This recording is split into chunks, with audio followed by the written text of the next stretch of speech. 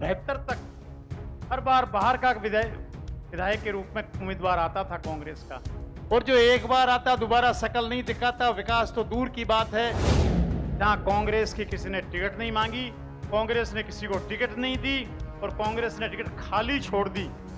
और 77 पार्टी में कांग्रेस की जो स्थिति थी आपसे पता है। बच्चा बच्चा पढ़ा लिखा है, और आजकल तो ये मोबाइल की बीमारी ऐसी है, हर घर में हर डोकरी के पास पहुंच गई है। पिछले करीब 50 वर्ष में जहां कांग्रेस नहीं थी, कांग्रेस नाम का कहीं पौधा नहीं था, उसको हमने खड़ा किया है।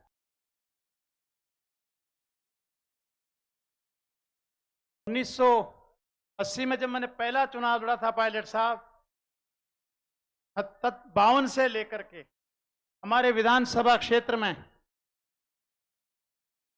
72 तक हर बार बाहर का विधायक के रूप में उम्मीदवार आता था कांग्रेस का, और जो एक बार आता दोबारा शकल नहीं दिखाता। विकास तो दूर की बात है। फिर दोबारा उसने मुंह नहीं किया, नया आदमी आया। लोगों में गुस्सा था, नए आदमी को जिता करके जनसंघ के उम्मीदवार को उसको हरा दिया। फिर 5 साल बाद लोगों ने आशा की शायद कांग्रेस कुछ करेगी, फिर बाहरी व्यक्ति देते रहे, और कभी स्थानीय व्यक्ति को टिकट 72 तक नहीं मिला।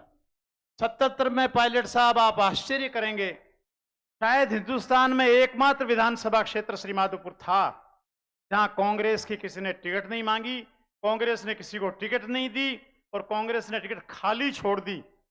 और 77 पार्टी में कांग्रेस की जो स्थिति थी आपसे पता है। मैं छात्र संघ की राजनीति करता था, कल्पना भी नहीं की थी विधायक बनने के लिए, लेकिन तकलीफ हुई। कांग्रेस के पास उम्मीदवार नहीं टिकट देने के लिए, क्षेत्र का विकास नहीं हुआ 50 वर्षों में। मैं इंदिरा जी से मिला, उनसे निवेदन किए हालात, उनकी गिरफ्तारी के विरोध में मैं जेल भी गया साथियों के साथ। उनको मैं श्रीमाधोपुर भी लेकर के आया, वो पावर मनी सड़क पर थी। जब टिकट का मौका आया, इंदिरा जी से हम मिले, उन्होंने कहा बेटा तैयारी कर। मुझे उन्होंने आशीर्वाद दिया, टिकट दिया, और मेरे चुनाव प्रचार में खुद यहां आई। पहली बार विधायक मिलने का अवसर मिला, 29 साल का था। तब से लेकर आज तक इस क्षेत्र में जितना विकास हुआ है, यदि कोई कह दे कि उससे ज्यादा विकास सीकर जिले में कहीं हुआ हो किसी विधानसभा के टेन्योर में, मैं राजनीति नहीं, आप लोगों को शक्ल दिखाने नहीं आऊंगा। आज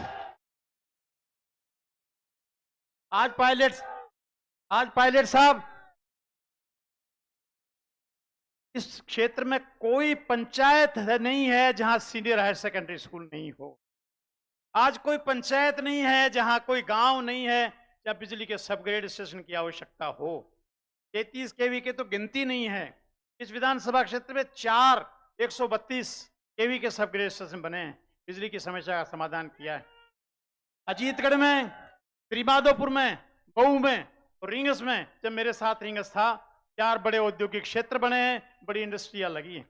आपको जानकर खुशी होगी, आने वाले समय में खान अलॉटमेंट हो चुकी है पास के पास, लोहे का पत्थर निकलेगा, और गढ़ टकड़ेत में बहुत बड़ा लोहे का कारखाना स्वीकृत हो चुका है। जयपुर के एक अग्रवाल परिवार ने यहां कारखाना लगाने का निर्णय किया है। सैकड़ों लोगों को रोजगार मिलेगा, और उसके अलावा आसपास के क्षेत्र का भी विकास होगा। गढ़ टकड़ेत में जमीन भी स्थापित की जा चुकी है। मैं निवेदन करना चाहता हूं, एक ही ध्येय था विकास का। आज इस क्षेत्र में न स्कूलों की जगह, न बिजली के पावर हाउस की जगह, न सब सेंटर्स की जगह, अभी 3 दिन पहले स्वीकृत हुए हैं 1 करोड़ रुपया विधायक कोष से यहाँ के हॉस्पिटल्स की दशा सुधारने के लिए। यहाँ गांव में जो विकास हुआ है वो मुझे कहने की आवश्यकता नहीं है, आप लोग खुद जानते हैं, और इस क्षेत्र का चप्पा चप्पा इस बात का गवाह है। ये लंबी बात नहीं कहनी है, ये निवेदन करना है कि अब क्योंकि अस्वस्थता के कारण से इतनी भागदौड़ भी नहीं कर सका था, आप लोगों के पास, सबके पास पहुंच भी नहीं सका था। निवेदन करना चाहता हूं, चुनाव का बिगुल बज चुका है, कांग्रेस पार्टी की तरफ से उम्मीदवार आएगा, जो भी उम्मीदवार आएगा हम उसको स्वीकार करेंगे पायलट साहब। और आपने हमको आह्वान किया है कि इस बार दोबारा सरकार कांग्रेस की बनेगी, रिपीट होगी, और सरकार ने जो नीतियां दी है, जो काम किए हैं आप लोगों ने, उसको भी लोगों ने गांव में सराहा है। यदि मैं यहाँ खड़ा होकर के भाषण में गिनाने लगूं कितने काम हुए हैं सरकार की तरफ से गरीबों के लिए, महिलाओं के लिए, नौजवानों के लिए, तो उसके लिए 2 घंटे चाहिए। बच्चा बच्चा पढ़ा लिखा है। और आजकल तो ये मोबाइल की बीमारी ऐसी है, हर घर में हर डोकरी के पास पहुंच गई है। भेड़ चराने वाली भी मोबाइल देख रही है। और सरकार ने तो महिलाओं को, बुजुर्गों को घर बैठे मोबाइल बांटे भी हैं। इसलिए प्रचार प्रसार खूब हुआ है, मुझे बताने की जरूरत नहीं है। इतनी बड़ी तादाद में मातृशक्ति कांग्रेस की सभाओं में कम आती है, देखने को नहीं मिलती। हमारे यहाँ महिलाओं में जोश है, उन्होंने आगे बढ़ करके इस काम को स्वीकार किया है। मुझे जो बीमारियां हुई है शायद उसमें लोग बसते नहीं हैं, लेकिन आप लोगों के जिंदाबाद के आशीर्वाद से ही ईश्वर ने मुझे आप लोगों के बीच भेजा है। और सेवा का संकल्प कभी जीवन में छूटता नहीं है। राजनीति में कोई रहे नहीं रहे, चुनाव के पद पर रहे नहीं रहे, चुनाव हारा भी हूं, लेकिन कार्यकर्ताओं के बीच रहा हूं। पिछले करीब 50 वर्ष में जहां कांग्रेस नहीं थी, कांग्रेस नाम का कहीं पौधा नहीं था, उसको हमने खड़ा किया है। इस अजीतगढ़ कस्बे में जो नगरपालिका है, नगरपालिका कांग्रेस ने बनाई है। 100 बेड का हॉस्पिटल कांग्रेस ने बनाया है। गर्ल्स कॉलेज कांग्रेस ने खोली है। तहसील कांग्रेस ने खोली है। नई पंचायत समिति कांग्रेस ने खोली है। यहाँ बस स्टैंड कांग्रेस ने बनाया है। और मैं आपको विश्वास दिलाना चाहता हूं कि जब मैंने पहला चुनाव लड़ा था अजीतगढ़, मुझे 20% वोट मिले थे, बड़ी मुश्किल। आज हम बहुमत में।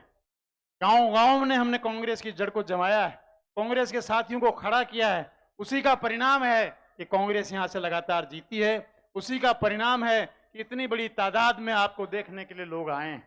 इस कांग्रेस को बचाए रखना, कुछ लोग जड़ों में इसके एसिडिटी डालना चाहते, इसमें दवा डालना चाहते हैं, डीडीटी डालना चाहते हैं, जिससे कि कांग्रेस की जड़ें खत्म हो। ये कांग्रेस की जड़ें मेरी जमाई हुई कभी खत्म नहीं होगी। इंदिरा जी के सिद्धांतों पर, राजीव जी के सिद्धांतों पर जो कांग्रेस जमी है, पायलट साहब, राजेश पायलट जी का हम पर बड़ा स्नेह था।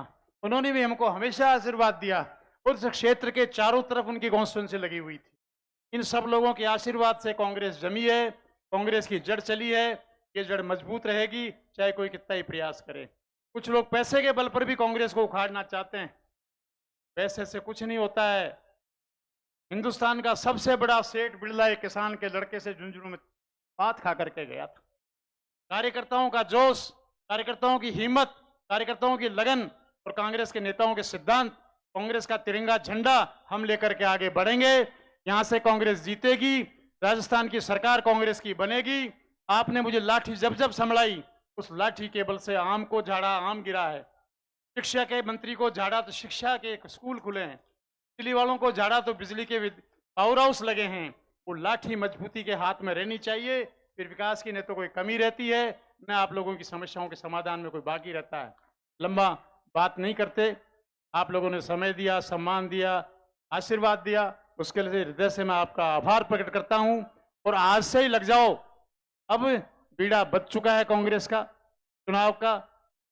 मोदी ने आकर के बीजेपी के चुनाव प्रचार की शुरुआत कर दी है। श्रीमाधोपुर नीम का थड़ा में भी हुई थी बीजेपी की मीटिंग। श्रीमाधोपुर में केवल 1500 लोग थे।